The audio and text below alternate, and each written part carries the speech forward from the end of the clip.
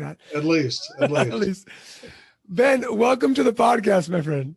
I am happy to be here finally after our guests about 6 attempts over the last year and a half or so. I have to publicly apologize to you. You are the most canceled guest I've ever had on the show, where I had a family issue, something happened, had to cancel, but you've been so gracious. We've been waiting for 2 years to get this done, so I'm happy you are finally here. Well, happy to be here. Listen, the cancel culture kind of took over, but at least we've ended that now. So.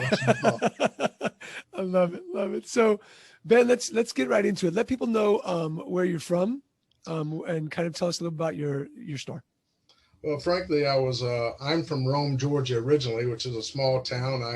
I actually am a little country redneck, and I changed my voice pretty well, but I can go very southern if I need to. Our store is in Norcross, Georgia, which is north of Atlanta. We're a suburb. We have about a 3,400 foot store. We are what I call a traditional pawn shop. We go back to jewelry as our main business, but we're also known as a luxury shop. We've been fortunate enough to have people come to us when they need a larger loan. I'd love to emulate what Jordan K-Bank Bank has done in New York and Beverly Hills and wherever he is these days, Chicago, I think too. And of course, the Models and Sam Shockett and all these guys. But we started off on an average of 150 like everybody else has on our average loan. We're now anywhere between 600 to 700 on our average loan. Amazing. So incredible. So we have fun with that. Let's go back into history, and then I also want to touch up on what that's created for you guys, going from that average loan of 150 to 600 plus. So Sure. Married into the family business, which has been going on since 1923. You've had your store since 1987. But more importantly, I want to talk to you about, you took a leadership role. You were the president of the Pawnbrokers Association of Georgia, which is now currently being revitalized, I guess. Correct. You could call it. Correct. Yes, we're working on. Let me just turn this up a little bit. We're working on really organizing a brand new association, and in doing that, Lisa Little has done a wonderful job with that. And I'm kind of along just trying to help, and hopefully some of the younger folks around the state will get involved, and at least we hope they will. And we seem to be getting more and more, and some of the older guys. And we look forward to restarting it and protecting our industry. I love that. So let's talk about your time in pawn. You've been in pawn for a long time. You said that you just kind of recently, you guys shifted to more of a high-end shop, and where your average loan went up, almost fivefold. How did you guys do that, and what has it done for your business? Well, one of the things we did, we've been in 3 locations since '87. We moved in 2013 to our new location.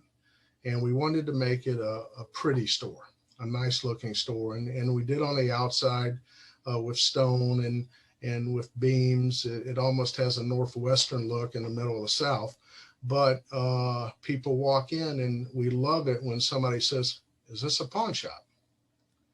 And we go, "Absolutely," because they were very proud of what we do.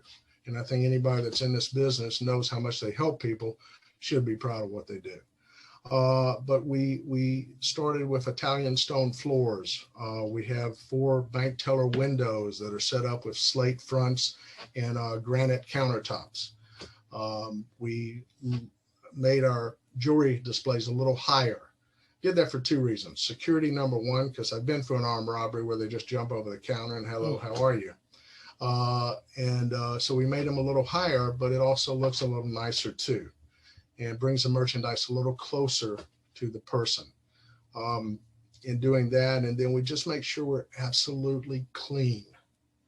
One of my pet peeves is, and my employees kind of kid me sometimes, they'll go, "There he goes with the white glove." Well, I will walk the store, and I will take my finger and I'll go to the top shelf. Wow. And I'll wipe across that shelf. And they'll all start laughing, because usually there's not a thing on my finger.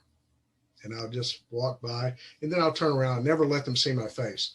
And then I'll turn around and I'll just smile, because you're the person that dictates how your store is. And that smile is everything to them, because, hey, he saw we did our job.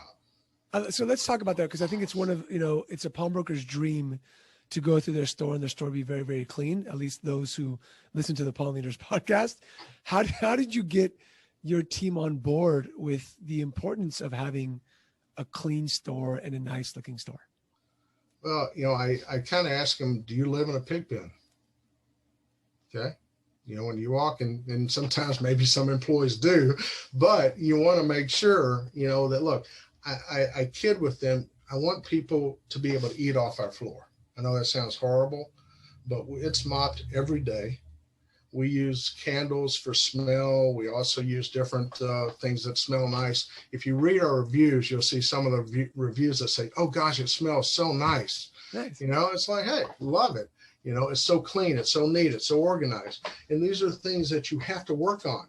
Believe me, we're not perfect by any means. And, things will get out of place, but you just have to have that in your mind and your folks' mind that every day you're going to check and you're going to change things. And if you see something out of place, you put it in place. Sometimes people just don't take the time to do that because they're too busy. Okay. Well, that's the biggest excuse that pawnbrokers make. I'm just too busy. No, you're never too busy. Take a rag and wipe the damn thing off.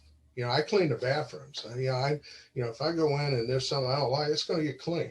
And then I'm going to talk to somebody about it, because, we do assign people certain areas and certain things to take care of. So you can keep track of that and who's doing it and who's not.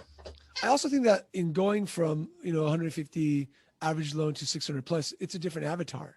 And so if that avatar who's bringing in a $10,000, watch or earrings or diamonds or whatever that is, and they see your store's dirty, they're not going to want to leave their prized possession with you.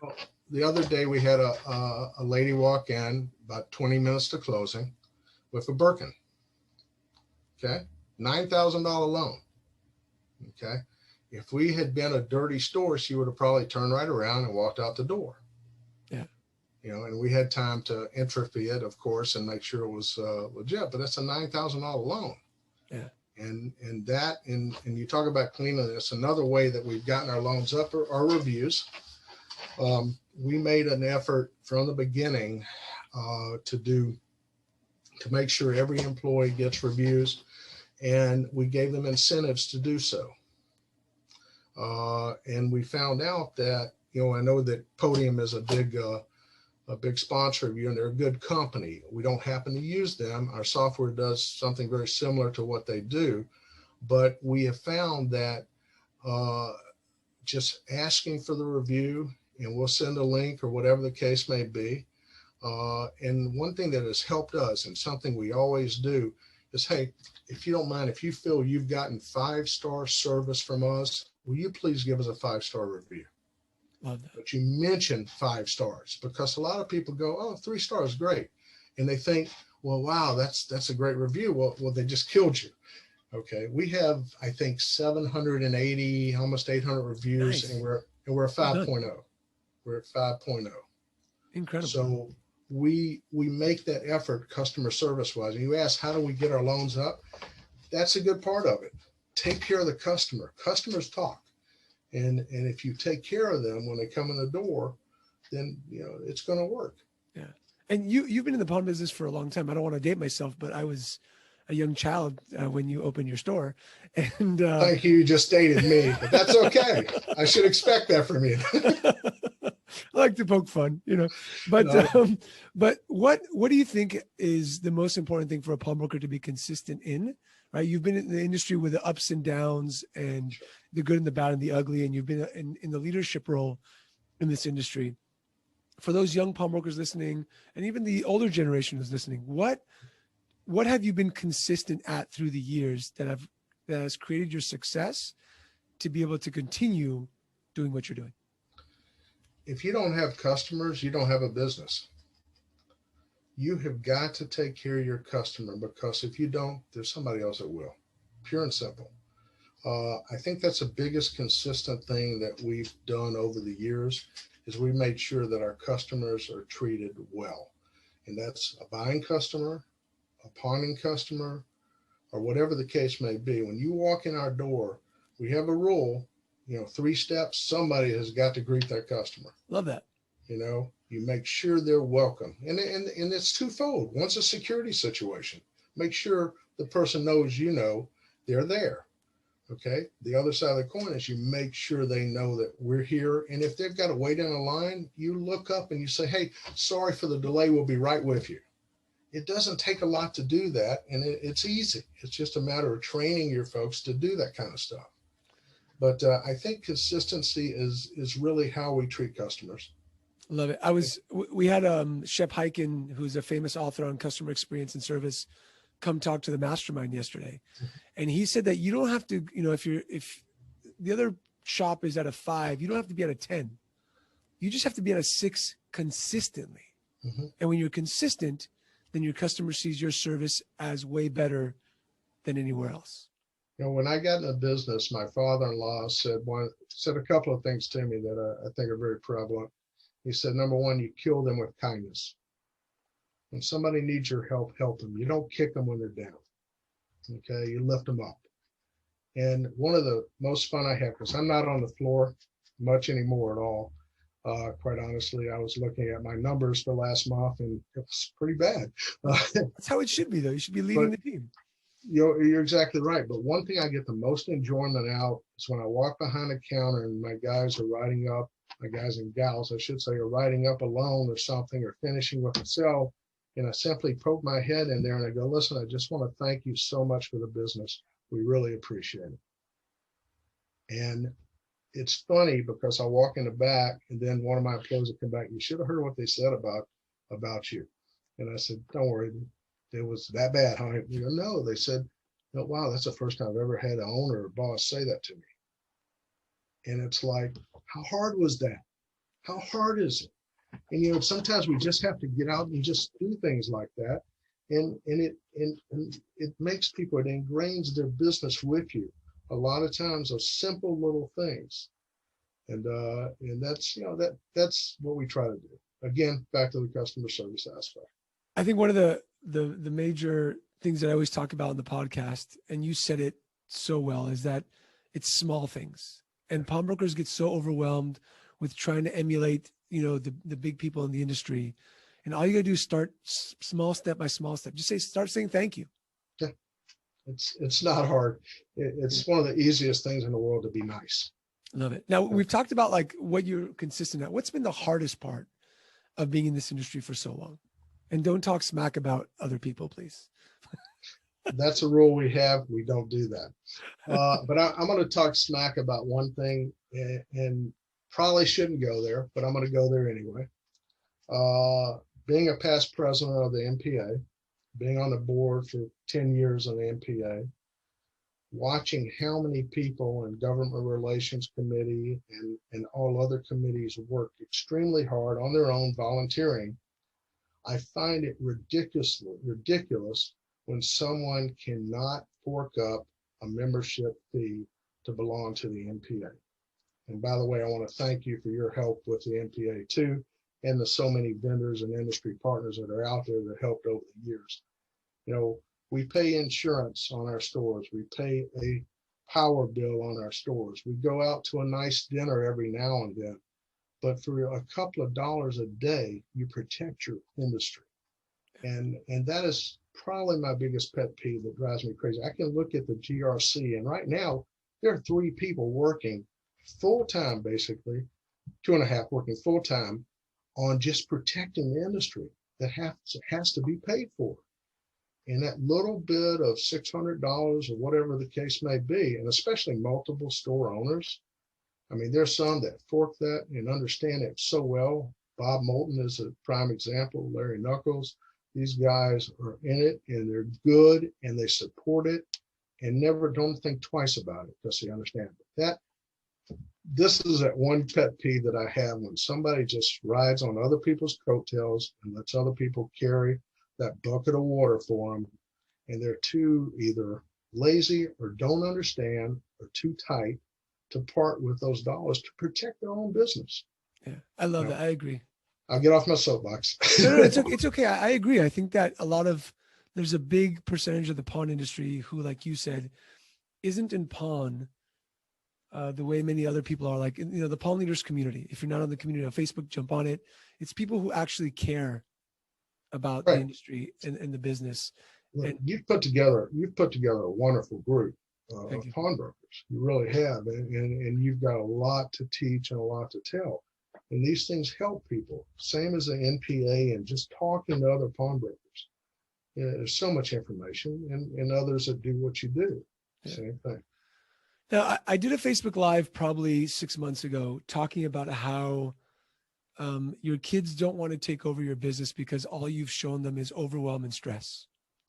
But you have the gift of having Joel, who's a fifth generation now pawnbroker, who's going to kind of carry the torch. So, excuse me.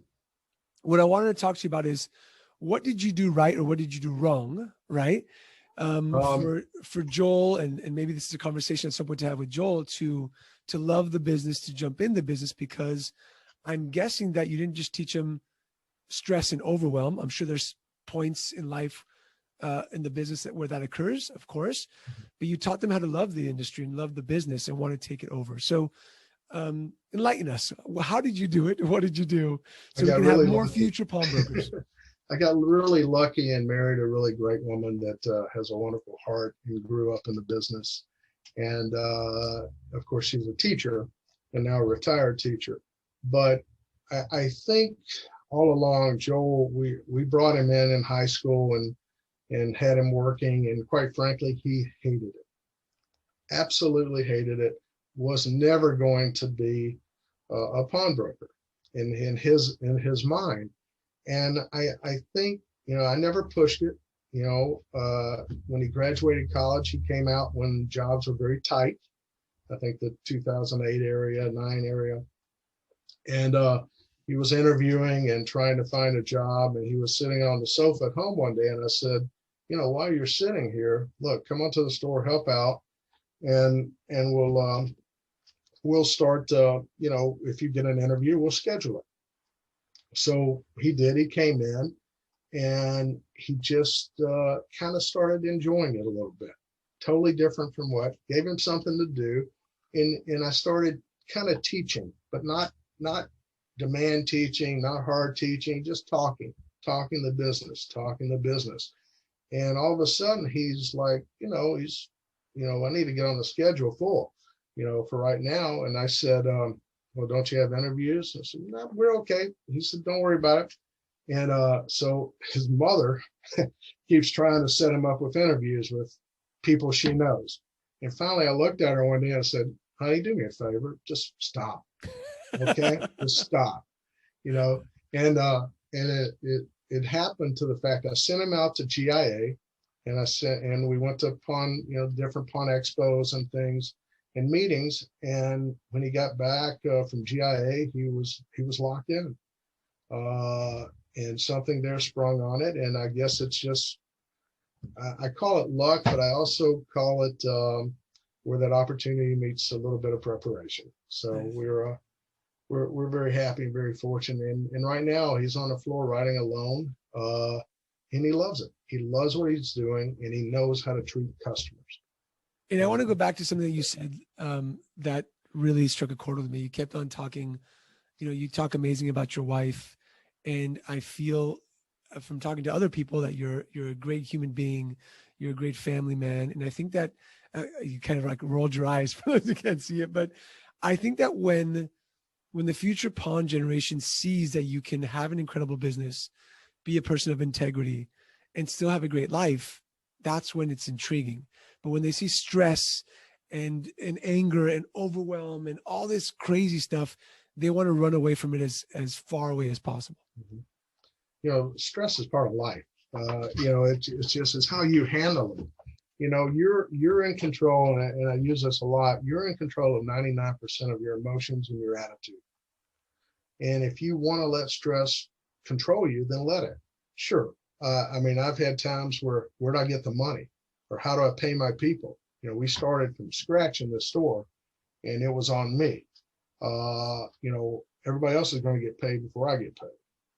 But the bottom line is you just have to control your emotions and you can't take it home with you. Okay, you don't. You can't see it, but above me, above the plaques there is well, I'm going to try to do this. I'll probably mess up at the top. That little thing up there is something my daughter gave me the year we opened. She was about 3. Okay, and that is more important to me than anything in this office. It just is, because it's what she gave me, and it's from my kids. Well, my kids are everything. Okay, and my family. What do I do this for? Why do I work here? What am I doing putting the hours in? You know, you have to do it, but you have to take that time away sometimes, and you have to make that soccer game, or you have to make that tennis game, or wrestling match, or dance recital. Do you know what? The store's going to live. It's going to live. Even if it seems it's going to die, it's going to live. And if you've got to hire, and this is one point, you've got to hire people that you can trust. Doesn't always work out. Been there, done that. Been taken, for a ride a couple of times. But you have to put those processes in action that prevent that or help to prevent it. If somebody's going to come and get stuff, they're going to get it, but eventually they're going to get caught. But you've got to take that time. You've got to take that time for your family. Yeah, I agree. I think that people sometimes lose perspective of why they're doing this. And, it happens to me where I want to be more successful. And so you stay longer and you do things, but the truth is success isn't just about how much money you have in the bank account. Success is how much time did you spend with your family? Is your family a stranger to you, or do you actually know who they are better than you know your customers and your team? Well, nobody sits on their deathbed and goes, "Gosh, should have worked more." Yeah. That's an old saying, but it's very true. We just have to. You have to think. What are you really working for? Well, they enjoy those fruits too, because they're there and the easiest ones to enjoy. Yeah. So in talking about that, a lot of pawnbrokers want to get there and they want to spend more time with their family while having a successful business. What are 1 or 2 tips that you can give them? We talked about the consistency with the customer service and how important that is. We talked about the cleanliness, which I think is incredible. What's one more thing that you can share, Ben, in your infinite wisdom about, the success of running a pawn shop and just seeing things over the years and other pawnbrokers that you know and you've met?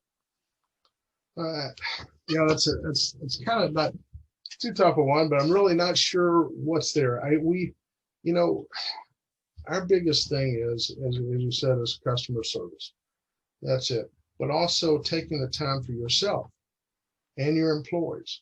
You've got to make sure your employees understand and buy into what you're doing and trying to get across. Love it. And if you can get them trained enough to do that, it opens up so many other areas for you.